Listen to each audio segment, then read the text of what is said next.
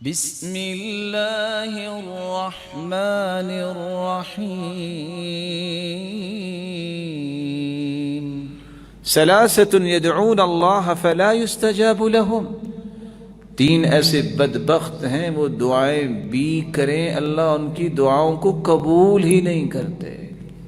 رجل كان له على رجل دين فلم يشهد عليه، کسی نے قرض دیا ہے لکھا نہیں اور گواہ نہیں بنایا، یہ دعائیں بھی کرے اس کی دعائیں قبول نہیں ہوتی۔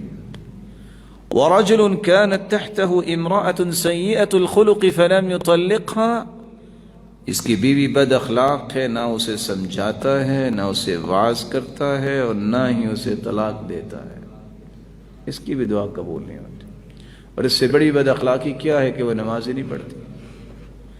ورجل آتى ماله سفيها، قال ابن عباس رضي الله عنه السفهاء أي النساء والصبيان، بندے کو اللہ نے ذمہ دار بنایا ہے، وہ سن رشد کو ابھی اولاد نہیں پہنچی، مال ان کے سپرد کر دیتا ہے، عورتوں کے سپرد کر دیتا ہے، تم کاروبار کرو، ایسے شخص کی بھی اللہ دعا قبول نہیں کرتے۔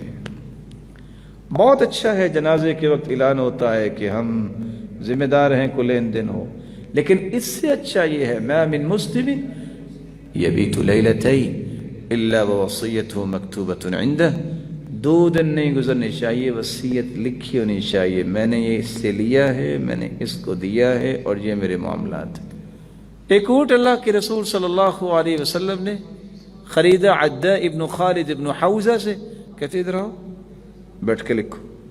اللہ کے رسول آپ کے ساتھ لکھوں میں؟ کہاں میرے ساتھ لکھو، میں لکھوں گا تو میری امت لکھے گی نہیں۔ هذا ما اشتراه محمد بن عبد الله من عداء ابن خالد ابن حوزة لا خبث ولا غائلة، اللہ کے رسول نے باقاعدہ تحریر بنائی۔ آج کروڑوں روپے کے نقصان ہوتے ہیں، آپ کے پاس کچھ لکھا ہوا ہے بس جی وہ تو ہم نے ٹرسٹ ڈیل کی تھی، تو ٹرسٹ ڈیل کا پھر مزہ بھی تو لے لو نا، پریشان کیوں؟ مت کہو کہ فلاں نے دھوکہ کیا ہے، مسکرا کے کہا کرو میں نے دھوکہ کھایا ہے۔ شریعت ہے، شریعت کسی کا مال نہیں ضائع کرتی۔ آپ پراپر ڈاکومنٹیشن کرتے ہیں، جرمن میں آپ بھجواتے ہیں شپمنٹ، پورا پیپر ورک ہے، شریعت کی روشنی میں آپ کو کال آتی ہے شپمنٹ ڈوب گئی، صرف اتنا کہہ دو انا للہ و انا الیہ راجعون اللہم آجرنی فی مصیبتی واخلف لی خیرا منہا۔ اللہ کا وعدہ کیا ہے؟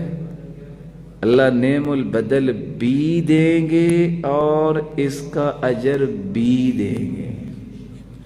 نعم البدل کا مطلب ہوتا ہے اچھا بدلہ، اور اگر آپ کی پراپر ڈاکومنٹیشن نہیں، کوئی پیپر نہیں، تھرو پراپر چینل آپ کام نہیں کر رہے، آپ کو کال آتی ہے کہ شپمنٹ ڈوب گئی ہے، جو مرضی کہتے رہے کچھ نہیں ملنا، کیونکہ آپ کو شریعت پسند نہیں ہے۔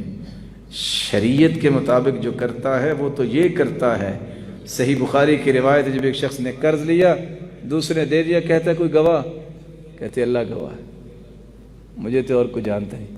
وہ ڈر گیا کہ اس نے اللہ کو گواہ بنا لیا، اس نے 1000 دینار دے دیا، کہتے جس کا اللہ گواہ بن گیا اور کون ہے؟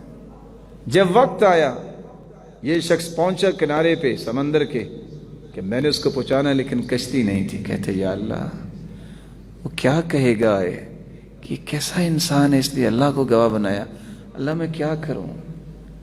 انتظار کیا، کشتی نہیں آئی، اس نے لکڑی پکڑی، اس کو چیرا، رکا لکھا، 1000 دینار بھی ڈالا، بند کر کے لکڑی پانی کے حوالے کر دی، میرے مالک یہ میرے ایمان پہ طعن ہوگا، یہ امانت ہے اس کی۔ ادھر سے وہ شخص بھی کشتی کے انتظار میں تھا کہ کب آتی ہے، وعدہ آ گیا ہے، کشتی آئی نہیں، کہتا لیٹ تو ہو گیا ہوں، چلو یہ لکڑی ہے اس کو پکڑ کے لے جا کے کوئی کھانا ہی پکاتے ہیں۔ لکڑی گھر لے کے گیا، جب چیرا تو خط اور 1000 دینار، اس کا فکر ابھی باقی ہے۔ کشتی پہ بیٹھا آ کے کہتا ہے یہ لو 1000 دینار، اور 1000 دینار پیش کرتا، کہا وہ تو مل گیا تھا مجھے، کہا کیسے ملا؟ لکڑی لایا تھا، اس کو چیرا تو آپ کا خط بھی مل گیا اور 1000 دینار بھی مل گیا۔ جو اللہ پہ توکل کرتا ہے اللہ تو اس کی پھر حفاظت اس طرح بھی کرتے ہیں۔ لکھا کرو، گواہ بنایا کرو۔ اللہ کے رسول نے ابو بکر، عمر، عثمان و علی کو یہ حکم دیا ہے، ان جیسے نیک دنیا میں آئے کو نہیں۔